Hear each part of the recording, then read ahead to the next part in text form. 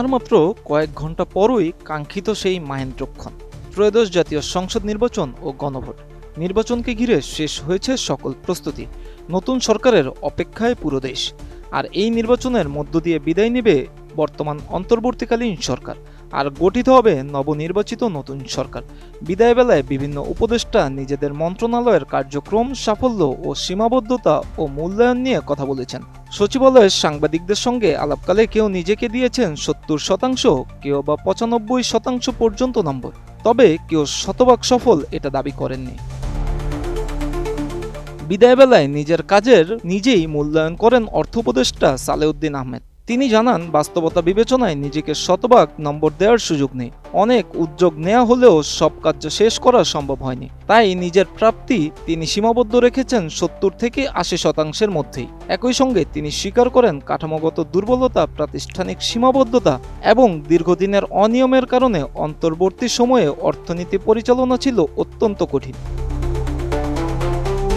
নিজের দায়িত্বপ্রাপ্ত সময়কে প্রায় ৭০% সফল বলে মনে করেন নৌ পরিবহন ও শ্রম উপদেষ্টা ব্রিগেডিয়ার জেনারেল অবসরপ্রাপ্ত ডক্টর এম সাখাওয়াত হোসাইন। তিনি জানান, আরও কিছু ক্ষেত্রে হয়তো ভালো করা যেতে পারত, তবে নানা সীমাবদ্ধতার কারণে তা সম্ভব হয়নি। দেশের অস্থির সময়ে আইন শৃঙ্খলা রক্ষাকারী বাহিনীর সংযত ভূমিকারও কথা তুলে ধরেন তিনি।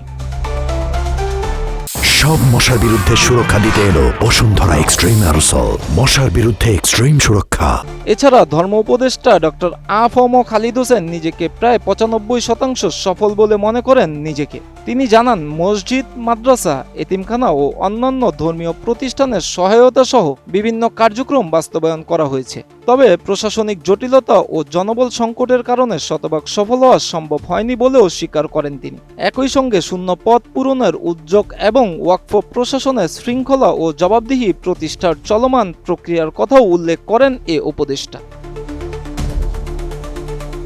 জ্বালানি খাত ঘুরে দাঁড়াতে সময় ও বিনিয়োগ দুটোরই প্রয়োজন ছিল, কিন্তু অন্তর্বর্তী সময়ে কোনোটি পাওয়া যায়নি বলে মন্তব্য করেছেন বিদ্যুৎ, জ্বালানি ও খনিজ সম্পদ উপদেষ্টা ফাউজুল কবির খান। ১.৫ বছরে দৃশ্যমান অগ্রগতি না হওয়ার বিষয়টি স্বীকার করেন তিনি জানান, ভর্তুকি ভিত্তিক নতুন কোনো প্রকল্প নেওয়া সম্ভব হয়নি, তবে নির্বাচিত রাজনৈতিক সরকার নতুন বিনিয়োগের মাধ্যমে এ খাতে ইতিবাচক পরিবর্তন আনতে পারবে বলেও আশা প্রকাশ করেন ফাউজুল কবির খান। বিদায়ের সময় নিজেদের ভেতরে বিবাদ নিয়ে তিক্ততা বাড়াতে চাননি খাদ্য ও ভূমি উপদেষ্টা আলী ইমাম মজুমদার। তিনি জানান, ভূমি নিবন্ধন আইনকে ভূমি মন্ত্রণালয়ের অধীনে আনার প্রক্রিয়া শুরু করা হয়েছিল, তবে পর্যাপ্ত সমর্থন না পাওয়ায় তা বাস্তবায়ন করা সম্ভব হয়নি। বিদায়ের সময় এ বিষয় নিয়ে অন্তর্বর্তী সরকারের ভেতরে তিক্ততা বাড়ানোর ইচ্ছে আর নেই। এছাড়াও বিদায়ের মুহূর্তে বাণিজ্য উপদেষ্টা শেখ বশির উদ্দিন নিজের কর্মজীবনের শেষ মুহূর্তে একটি ব্যক্তিগত বার্তা দেন। তিনি জানান, নতুন সরকার গঠনের পর তিনি তার পুরনো কর্মজীবনে ফিরে যাবেন এবং আশা করেন সবাই তাকে ভুলে যাবে এবং ক্ষমা করবে। গত ১.৫ বছরে বিভিন্ন প্রশ্ন ও অনুসন্ধানের মাধ্যমে সাংবাদিকদের সঙ্গে জবাবদিহিতে থাকার অভিজ্ঞতা তাকে অনেক সাহায্য করেছে কাজের গতি বাড়াতে এবং ভুল সংশোধনের সুযোগ পেতে। তিনি আরও উল্লেখ করেন, সরকারের সময় তার কোনো অভিজ্ঞতা ছিল না, তবে সৎভাবে এবং ন্যায়পরায়ণ সঙ্গে কাজ করার চেষ্টা করেছেন, পাশাপাশি বৈষম্য বা স্বজনপ্রীতি এড়িয়ে চলেছেন বলেও মন্তব্য করেন এ উপদেষ্টা। Miraj Hossain, ATN news.